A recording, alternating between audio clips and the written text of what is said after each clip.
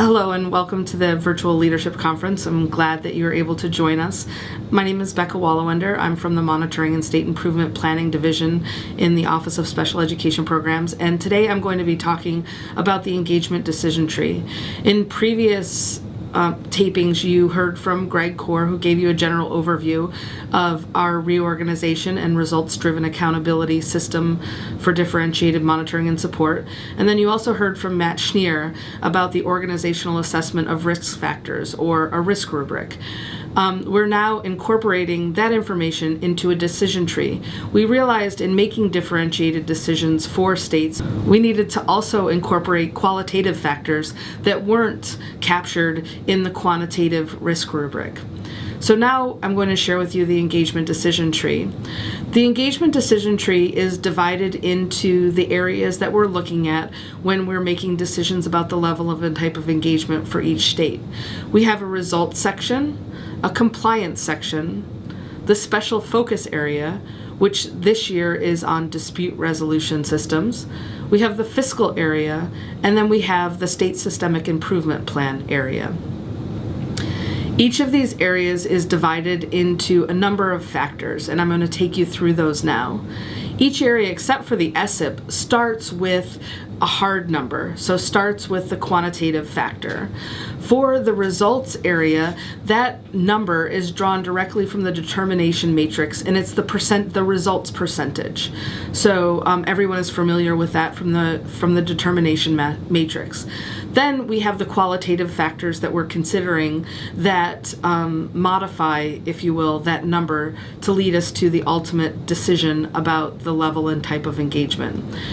We consider any factors that may contribute to elevated risk, and some of those factors could be things like statewide assessments, staffing concerns, and other just general factors that you can think of.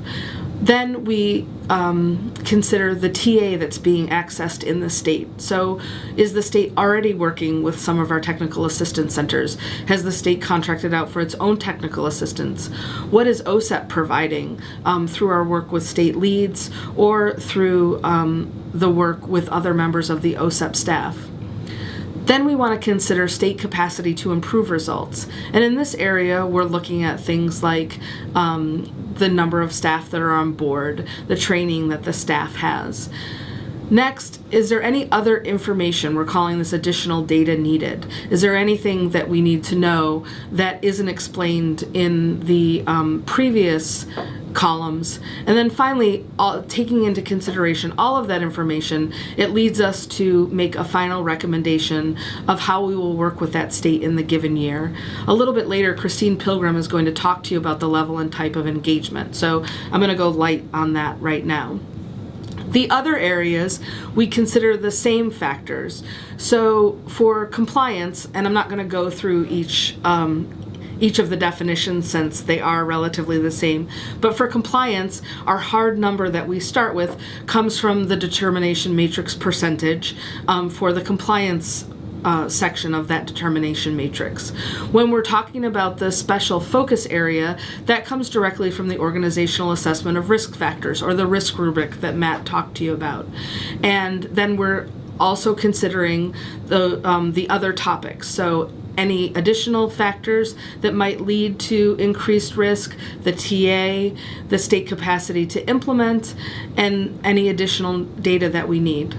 For the fiscal, we're also taking our starting number from the organizational assessment of risk factors, or the risk rubric. And again, we're considering those same factors, any factors that might lead to higher risk, all the way down to any additional data that we need. One of the differences is with the State Systemic Improvement Plan, or the SSIP. There is no hard number that we start with the SSIP. And so you'll notice on the slide of the engagement decision tree, that box is grayed out. After that, we're not looking at factors that contribute to increased risk because the SIP isn't a risk-based activity. However, we will look at challenges and barriers to implementation. We're also going to look at the TA that's been accessed. and then the state capacity to implement the SIP, and finally any additional data that's needed. And again, we'll make a final recommendation of the level of and type of engagement that that state will receive during the coming year. Now, what does this look like in practice? This is, sort of easy to talk about, maybe more difficult to understand unless you see an example. So I'd like to give you an example of what it looks like for how we decide that we would recommend a state for universal TA, how we would recommend a state for targeted technical assistance, or how we would recommend a state for intensive technical assistance. Universal.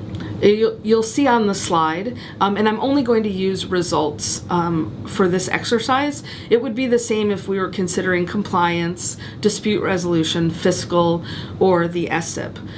We would go through the same process.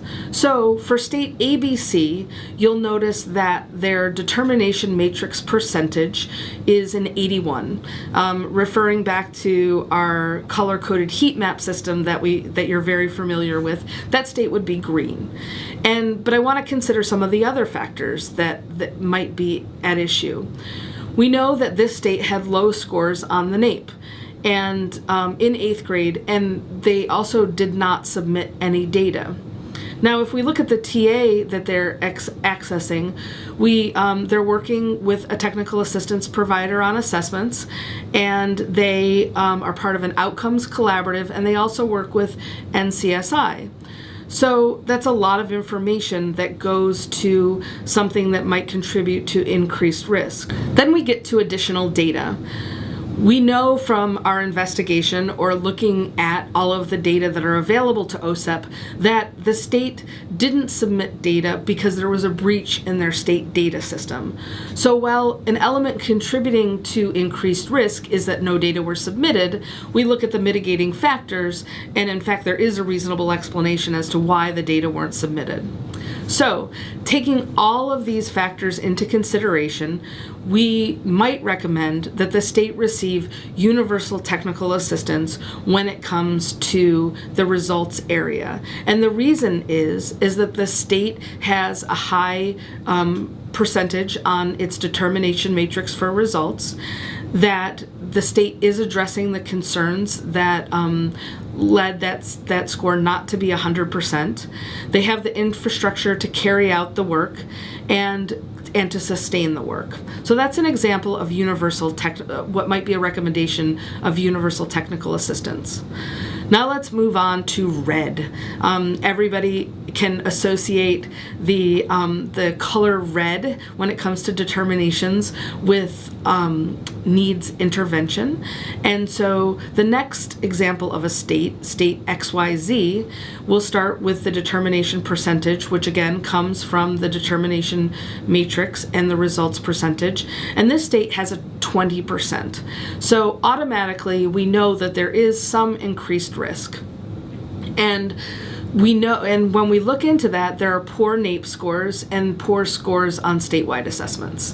When we look at the TA that's being accessed, the state doesn't want to work with any technical assistance providers other than those technical assistance providers that they identify themselves and pay for themselves. We also know that there's high turnover in the state. Their systems have not been validated to be appropriately calibrated to lead to improved results. They have a high number of LEAs, and they have poor funding across the LEAs in this state.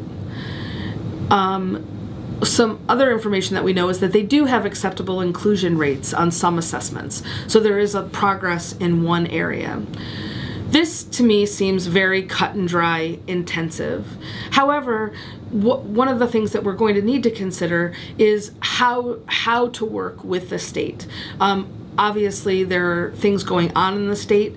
The state believes that these will lead to improved results for children with disabilities, and so we need to be mindful of that and respectful of that, and then figure out creative ways that we could also provide resources to the state to help them improve results for children with disabilities.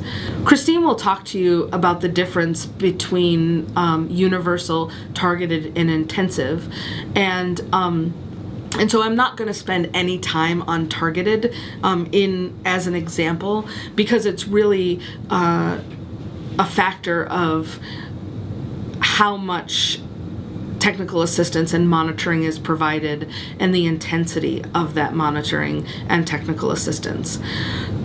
So the green is very clear. The red is also very clear, but what happens when we have a state that, when we look at their results matrix and the percentage on that matrix, we have a score that indicates needs assistance or something in the yellow. So the example that I provide to you here is state LMNOP, whose results matrix percentage for the most recent year that we have the data is a 58. Again, puts them solidly in needs assistance. And now we need to consider the other factors to make our final decision regarding the level of and type of engagement. So, factors that we know might contribute to elevated risk is that they have poor scores on the NAEP and their statewide assessments. However, looking at the TA accessed, we can see that they're working with NCSI and the IDC on data quality. We know that they have a small staff, and the chief recently left under the state capacity to improve results. Additional data in this case is critically important. The SIMR isn't aligned to the elevated risk factor, and if you look back in the second column, that risk factor is the poor NAEP and statewide participation rates. We know that participation is down because of the lack of access to the general curriculum. There's a concern there because we know that there's not an alignment between the reason that the state has a determination matrix percentage of 58% and the SIMR and the way that the state is moving forward. Therefore, when we're making a recommendation in this case, we would recommend intensive. And the factors behind that are they're not addressing the critical issue of participation, but more importantly, the state director has asked us for intervention, and this is information that we've collected. So let's now look at the final IT recommendation for the level of monitoring in TA. It's not a cut and dry targeted, just because this determination matrix percentage is solidly in needs assistance. We need to consider the fact that they're not addressing the critical issue of participation. And more importantly, the state director has asked for intervention since the chief is new, and the state director believes that our participation and presence in the state will keep this work in the forefront. I hope that from this brief explanation of how the engagement decision tree works, you'll be able to formulate some questions for us and also help us figure out how to refine it as we go on. As you know, a critical piece of RDA, whether it be how we implement it at the federal level or how you're implementing it in the states, is internal evaluation and ongoing evaluation of your processes and procedures. So we will put this into practice, see how it works, see if it leads us to the right decisions, and then evaluate and revise as necessary. So enjoy the rest of the conference, and I look forward to answering any questions you have during the semi-live session. Thanks.